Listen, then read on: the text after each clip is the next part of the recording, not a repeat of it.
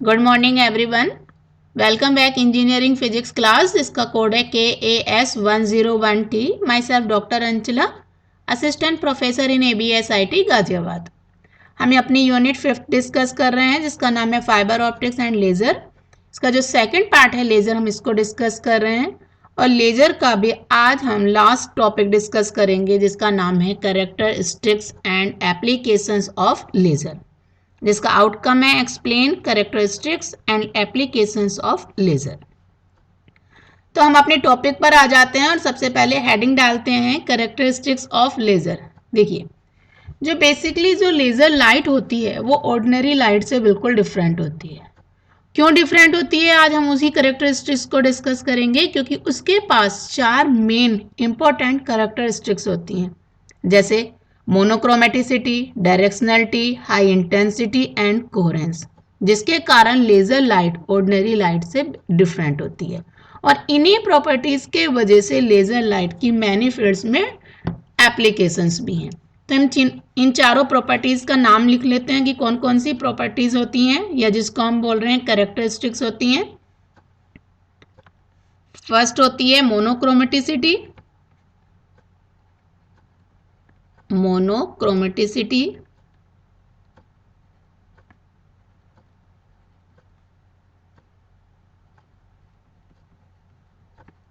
Second directionality,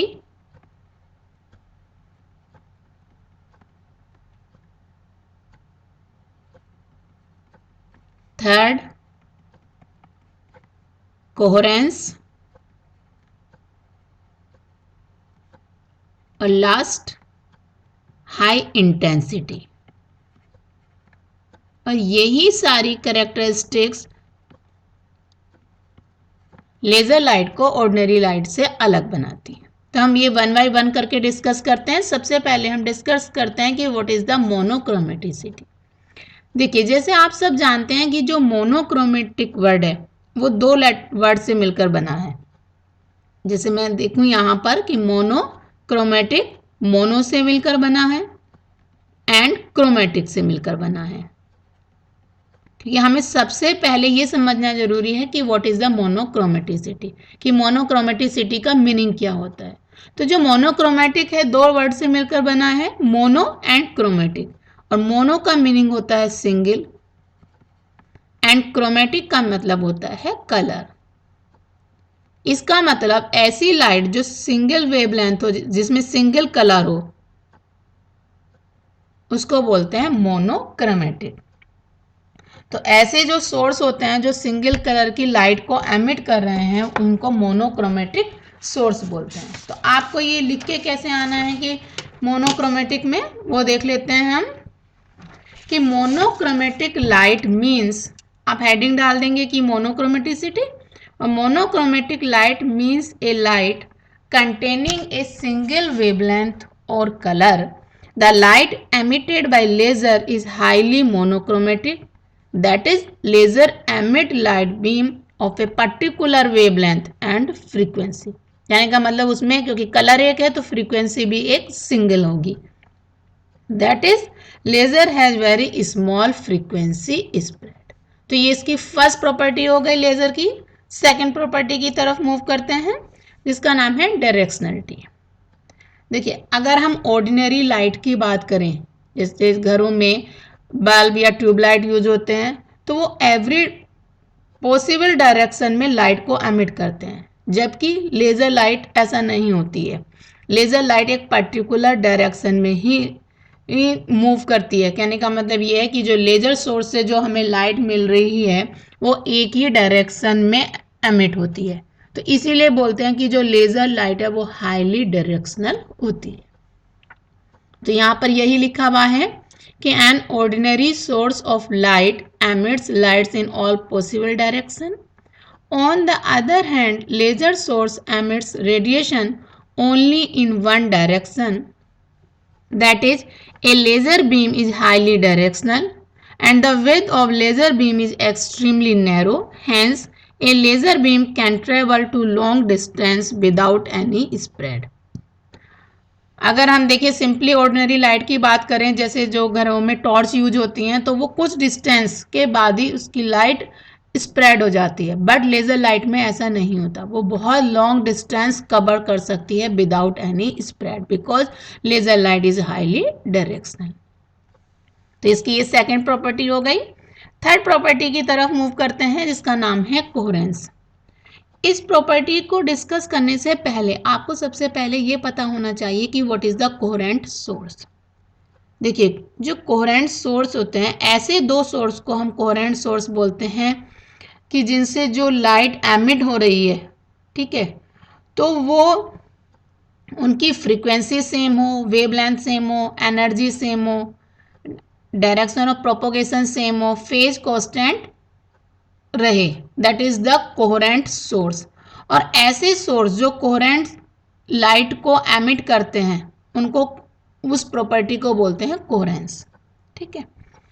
तो जो ordinary light होती है, चाहे वो बल्ब हो या ट्यूब लाइट हो, वो कभी भी कोहेरेंट लाइट प्रोड्यूस नहीं करते, क्योंकि वहाँ पर उस केस में जो लाइट प्रोड्यूस हो रही है वो due to the spontaneous emission होती है। और स्पॉन्टेनियस एमिशन में जितने भी फोटोन एमिट होते हैं, उन सबकी फ्रीक्वेंसी, वेवलेंथ, एनर्जी रैंडम होती है, ठीक है। उनके बीच में कोई एक रिलेशनशिप नहीं होता, सेम नहीं होती है लाइट की वेवलेंथ और frequency.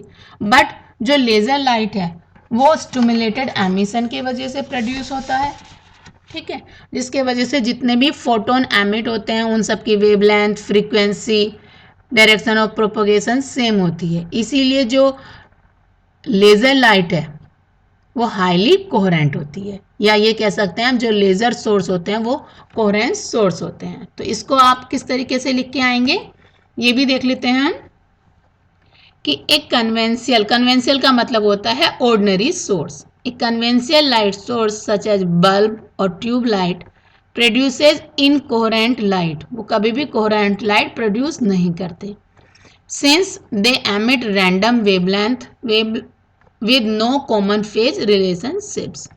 On the other hand, the phase emitted by a laser source will be in phase and are of the same frequency. Therefore, light generated by a laser is highly coherent. और highly coherent क्यों होता है? Because the laser beam is highly coherent due to stimulated emission of radiation, क्योंकि stimulated emission of radiation के वजह से ही laser beam emit होती है। इसीलिए बोलते हैं कि जो लेजर बीम है वो हाईली कोहेरेंट होती है। इसकी जो लास्ट प्रॉपर्टी है उसको भी डिस्कस कर लेते हैं, जो है हाई इंटेंसिटी, कि जो लेज़र लाइट होती है उसकी इंटेंसिटी बहुत हाई होती है। तो सबसे पहले हमें ये पता होना चाहिए कि what is the intensity. Clear? तो यहाँ पर सबसे पहले मैंने यही लिखा है कि the intensity of light at any point is defined as the amount of energy passing normally per unit area per second at that point, that is called the intensity. Clear? And the intensity of light from a conventional source decreases rapidly with distance. अब जैसे जैसे अगर हम किसी ordinary source, जिसको हम conventional source भी बोल रहे हैं, उसकी बात करें, तो जैसे जैसे डिस्टेंस इंक्रीज होती जाती है तो इंटेंसिटी डिक्रीज होती जाती है। अगर आप टॉर्च को अपने ऊपर इंसिडेंट कराएं, टॉर्च की लाइट को, तो आप जैसे जैसे टॉर्च से दूर होते जाएंगे लाइट की इंटेंसिटी डिक्रीज होती जाएगी। बट दूसरी तरफ अगर हम लेज़र लाइट की बात करें तो उस केस में ऐसा नहीं होता, because on the other hand as the energy is concentrated in a very narrow region and due to small divergence of laser beam, the intensity of laser beam is very high and it can be focused to extremely small dimension. क्योंकि इससे पहले हमने अभी discuss किया था कि जो laser light है उसमें डाइवर्जेंस नहीं होता, वो लॉन्ग डिस्टेंस तक ट्रेवल कर सकती है विदाउट एनी स्प्रेड। तो जब उसमें डाइवर्जेंस नहीं होता, इसीलिए लेज़र की इंटेंसिटी हाई बनी रहती है बहुत लॉन्ग डिस्टेंस तक भी, और जिसकी वजह से वो एक स्मॉल डायमेंशन में फोकस हो जाती है। तो ये जो चारों प्रॉपर्टीज़ हमने डिस्कस की हैं इसकी, कि monochromatic, directionality, coherence and last में हाई इंटेंसिटी, इन्हीं करेक्टरिस्टिक्स के वजह से लेज़र की मैनी एरियाज़ में बहुत सारी एप्लीकेशंस हैं। तो तो इसके बाद हम अपना नेक्स्ट टॉपिक भी डिस्कस कर लेते हैं, एप्लीकेशंस। तो यहाँ पर आप हेडिंग डालेंगे एप्लीकेशंस ऑफ लेज़र। देखिए, जो लेज़र होता है वो लाइट का ऐसा सोर्स है जो स्पेशल प्रॉपर्टीज रखता है, ठीक है, जिसके वजह से इसकी great variety of laser applications हैं, जिसमें से मैं कुछ डिस्कस कर रही हूँ। फर्स्ट, कि इंडस्ट्रीज में किस तरीके से लेज़र की एप्लीकेशन है। Because light beam is highly intense, hence it can be utilized in applications such as welding में इसको यूज करते हैं, कटिंग में, ड्रिलिंग में एंड एब्लेशन ऑफ मटेरियल। ठीक है, बेसिकली एब्लेशन का क्या मतलब होता है कि ablation of material is defined as the removal of material from the surface of an object by vaporization. कि किसी भी सरफेस पर कोई अनवांटेड मटेरियल आ गया है तो उसको क्या करते हैं, रिमूव करते हैं with the help of laser beam, that is called the ablation of material. अब इसमें मैंने जो डिफरेंट बातें लिखी हैं कि वेल्डिंग में यूज हो रहा है, कटिंग में यूज होता है, ड्रिलिंग में एंड एब्लेशन में, तो उनमें से कुछ को हम डिस्कस कर लेते हैं। तो मैंने फर्स्ट पॉइंट डाला है वेल्डिंग। तो किस तरीके से लेज़र लाइट की हेल्प से वेल्ड किया जाता है। देखिए, सबसे पहले तो आपको सिंपली ये पता होना चाहिए कि व्हाट इज़ द वेल्डिंग। तो सिंपली लैंग्वेज में अगर हम बोलें कि दो मेटल पीस को आपस में जोड़ना और जोड़ के एक सिंगल यूनिट बना देना, that is called the welding. तो इस डायग्राम में भी जैसा आप देख रहे हैं कि यहाँ पर दो मेटल पीस ले लिए हैं, एक मेटल पीस ये है, दूसरा मेटल पीस ये है। ठीक है, जिन दो मेटल पीस को आपस में वेल्ड करना है उनके एज को आपस में कांटेक्ट में रखते हैं। तो दैट इज, पहले तो हम ये देख लें कि लिख दें कि that is the metal piece. ये दोनों क्या हैं, मेटल पीस हैं या मेटल प्लेट बोल सकते हैं इनको हम। इन दोनों को वेल्ड करना है तो आपस में इनको कांटेक्ट में रख दिया। तो ये जो लाइन है that is the line of contact. ये क्या है, लाइन ऑफ कांटेक्ट। ठीक, अब क्या करते हैं कि इस पर हाई एनर्जी की, हाई इंटेंसिटी बोल दें, हाई एनर्जी की लेजर बीम को फोकस किया जाता है। This is the laser beam. और एक यहाँ पर लेंस यूज कर लिया गया है जिसके वजह से लाइट और ये जो लेजर बीम है और भी फोकस हो जाती है। ठीक है, तो सबसे पहले क्या होगा लेजर बीम की, बिकॉज एनर्जी बहुत हाई होती है, तो जहाँ पर वेल्ड करना है वो लेजर बीम की हेल्प से वहाँ पर वो वेपराइज हो जाएगा, या कहें वेपराइज किया जाएगा, या ये हम कहें कि वो मेटल वहाँ से मेल्ट हो जाएगा। आफ्टर कूलिंग दोनों मेटल प्लेट आपस में स्टिक हो जाएंगी। तो ये सब किसकी हेल्प से किया जा रहा है, लेजर बीम की हेल्प से किया जा रहा है। दूसरी बात, इससे पहले अभी हमने डिस्कस किया कि जो लेजर बीम है वो एक नैरो रीजन में फोकस की जा सकती है, जिसके वजह से बहुत कम एरिया ही हीट अफेक्टेड होगा इस कैरेक्टरिस्टिक से। थर्ड बात, ये जो पूरा प्रोसेस हो रहा है वो नॉन कॉन्ट्रैक्ट होता है, कहने का मतलब कॉन्ट्रैक्ट लेस प्रोसीजर होता है, जिसके वजह से इस मेटल प्लेट में कोई भी इम्प्योरिटी इंट्रोड्यूस नहीं हो पाती। ठीक है, तो ये एक लेजर बीम की हेल्प से दो मेटल प्लेट को आपस में जोड़ा जा रहा है। ठीक, तो आपको ये किस तरीके से लिख के आना है ये भी देख लेते हैं कि द ज्वाइनिंग ऑफ टू और more metal pieces into a single unit is known as a welding. The two metal plates to be welded are held in contact at their edge shown in figure, जो figure में दिखाई दे रहा है। A high power laser is focused on the line of contact. The metal at the line of contact melts. सबसे पहले क्या होता है, लाइन ऑफ कॉन्टैक्ट पे वो मेल्ट होती है and solidifies on cooling, which causes the two plates to stick together. As the laser can be focused to a very sharp point, the heat affected area is very small. Hence, laser welding does not cause distortion of plate. Also, it is a contactless procedure. Hence, there is a no possibility of introducing impurity. और ये कहाँ कहाँ पर use हो रहा है, basically laser welding is commonly used in automobile, ship building and aircraft manufacturing industries.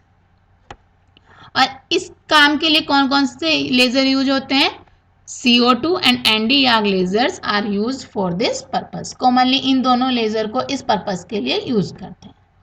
अब next point आता है, सेकेंड पॉइंट लिखा है कि the laser beam is use to vaporize unwanted material during the manufacture of electronic circuits on semiconductor chips. जब देखिए semiconductor industries में electronic circuits को बनाया जाता है तो क्या होता है, कभी कभी अनवांटेड मटेरियल वहां पर डिपॉजिट हो जाते हैं, तो उनको रिमूव करने के लिए लेजर बीम का यूज किया जाता है। तो लेजर बीम क्या करती है, उस अनवांटेड मटेरियल को वेपराइज कर देती है, जिसे अभी हमने अब्लेशन का नाम दिया था।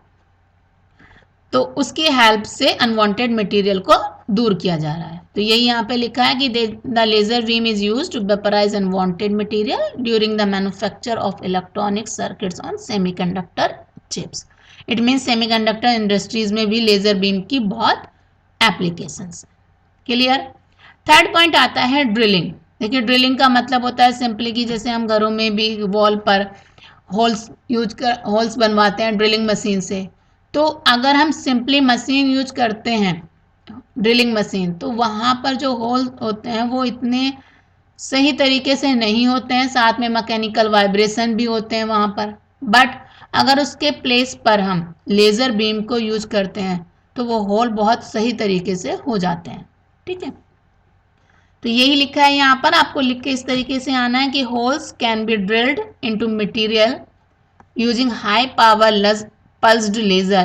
The laser pulse evaporates the material which leads to a hole in its place. Basically क्या करती है, हाई एनर्जी की जो लेजर पल्स है वो मटेरियल को उस प्लेस पे से एवोपरेट कर देती है जिसके पीछे क्या छूट जाता है, होल बन जाता है। क्लियर। और ये सब किस वजह से हो पा रहा है, क्योंकि लेजर लाइट की इंटेंसिटी या इट मीन्स पावर बहुत ज़्यादा है और वो एक स्मॉल एरिया में या कि कहीं स्मॉल स्पेस में कन्फाइन की जा सकती है। Laser drilling has a very high degree of precision and holes can be drilled in any direction. उससे किसी भी डायरेक्शन में होल बनाया जा सकता है। As the laser can be focused to a very fine spot, very small holes can be drilled having diameter of the order of a few microns. कि बहुत स्मॉल ऑर्डर का होल भी laser beam की help से कर सकते हैं, जो ऑर्डिनरी ड्रिलिंग मशीन की हेल्प से नहीं किया जा सकता। As there are no mechanical vibrations, holes can be drilled very close to the age without damaging of the metal plates. तो कुछ ये पॉइंट्स थे जहाँ जिस तरीके से इंडस्ट्रीज में लेजर लाइट को यूज किया जाता है। नेक्स्ट एप्लीकेशन आती है इसकी मेडिकल एरिया में। देखिए आजकल मेडिकल में बहुत ज़्यादा लेज़र की एप्लीकेशंस हैं, क्योंकि लेज़र लाइट की इंटेंसिटी बहुत हाई होती है, बहुत स्मॉल एरिया पे उसको फोकस किया जा सकता है, लॉन्ग डिस्टेंस तक वो ट्रैवल कर सकती है विदाउट स्प्रेडिंग। तो इन सब कैरेक्टरिस्टिक्स के वजह से ही मेडिकल में भी इसकी बहुत सारी एप्लीकेशंस हैं। तो there is a wide range of medical applications in medicines. जो micro surgery has become possible because laser beam can be focused on a very small area. देखिए अभी हमने इसी की बात की थी। The laser beam can be focused on harmful component to destroy them without seriously damaging the neighbouring region. इस characteristics के वजह से कि वो स्मॉल एरिया पे फोकस की जा सकती है, उसके वजह से जो ओनली हार्मफुल कंपोनेंट है उसी को डिस्ट्रॉय करते हैं और जो आसपास के जितने भी नेबरिंग रीजन होते हैं वो डैमेज नहीं होते। तो ये इसका मेन करेक्टरिस्टिक्स के वजह से ये मेडिकल में एप्लीकेशंस रहती है। It can be use in treatment of kidney stone, tumour, in cutting and sealing the small blood vessel in brain operations. आजकल स्किन डिजीज में भी लेजर बीम को बहुत यूज करते हैं। Lasers are use in plastic surgery for treating skin disease. Laser are used in painless dental surgeries. Last, laser are used in eye surgeries as they can focus to very fine spot. ठीक है, रेटिनास को भी सही करने के लिए, सही तरीके से करने के लिए भी लेजर लाइट का यूज किया जाता है। अब नेक्स्ट लास्ट प्रॉपर्टी हम डिस्कस कर लेते हैं, optical communication. Basically optical communication क्या होता है कि इंफॉर्मेशन को ट्रांसफ़र करने के लिए का एक प्लेस से दूसरे प्लेस तक इंफॉर्मेशन को ट्रांसमिट करने को ऑप्टिकल कम्युनिकेशन कहते हैं। तो वहाँ पर लेज़र का बहुत इंपॉर्टेंट रोल है कि laser has an important application optical communication. Optic communication is a method of transmitting information from one place to another place. और किस तरीके से होता है वो? By sending highly intense laser light through optical fibre. यहाँ पर भी वही बात आती है, क्योंकि लेज़र लाइट विदाउट स्प्रेडिंग बहुत लॉन्ग डिस्टेंस तक ट्रेवल कर सकती है। तो ऑप्टिकल फाइबर के थ्रू लेज़र लाइट को एक प्लेस से दूसरे प्लेस तक इजीली पहुंचाया जा सकता है। This is called the transmitting information. Last application हम इसकी लिख सकते हैं कि highly intense laser beams are also used to illuminate hologram to reproduce 3-dimensional image of an object। Basically ये जो लास्ट पॉइंट है ये होलोग्राफी से बना, होलोग्राफी का पॉइंट है कि होलोग्राफी क्या होती है? होलोग्राफी एक प्रोसीजर होता है 3-डायमेंशनल इमेज को बनाने का। बिकॉज जो ऑर्डिनरी फोटोग्राफी होती है उसमें 2-डायमेंशनल इमेज ही बनती है, बट होलोग्राफी में 3-डायमेंशनल इमेज बनती है। तो वहाँ से जो होलोग्राफी में इमेज बनाने में भी लेज़र लाइट का यूज होता है, कंस्ट्रक्ट करने में भी हो गया, और रिकंस्ट्रक्ट दैट इज जो होलोग्राम बनता है उसको रीड करने में भी हाईली इंटेंस लेज़र बीम का ही यूज होता है। It means highly intense laser beams are also use to illuminate hologram to reproduce 3-dimensional image of an object। तो आज हमने लेज़र की कुछ कैरेक्टरिस्टिक्स और एप्लीकेशंस को स्टडी कर लिया। ये लेज़र का लास्ट पॉइंट था, यानी का मतलब लास्ट टॉपिक था। आप इन सबको अपने कॉपी पे नोट कर लीजिएगा और लर्न करने की कोशिश कीजिएगा। Thank you.